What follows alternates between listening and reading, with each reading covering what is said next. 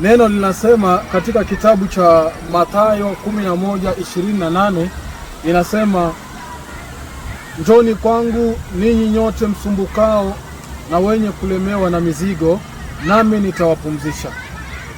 Watu wengi andiko hili hawajalitumia vizuri. Watu wengi wanadhani kwamba ili mtu aje kwa Yesu ni mpaka aache dhambi. So utasikia watumishi wengi ama wachungaji wengi wanasema, acha dhambi uje kwa Yesu, acha dhambi ili uokolewe, acha dhambi ili uje kwa Yesu. Yesu hakusema hivyo.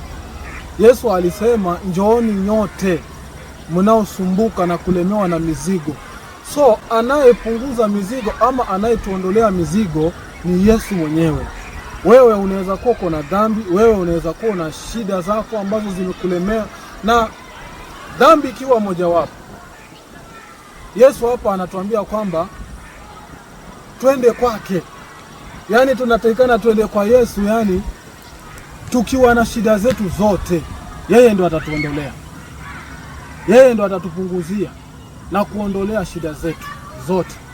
Na unaposoma andiko hili alafu ukaunganisha na kazi iliyofanyika pale msalabani, utapata kwamba shida zote ziliondolewa pale msalabani. Kila matatizo ambayo yamefanyika katika maisha ya mwanadamu yote yalimaliza pale msalabani. Na ndio maana Yesu ilifika mahali akasema yote imekwisha. So yote imekwisha pale msalabani. Unapokuja kwa Yesu, njoo vile ulivyo.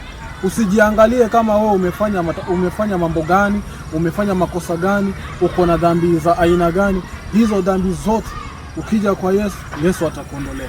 Mungu awabariki.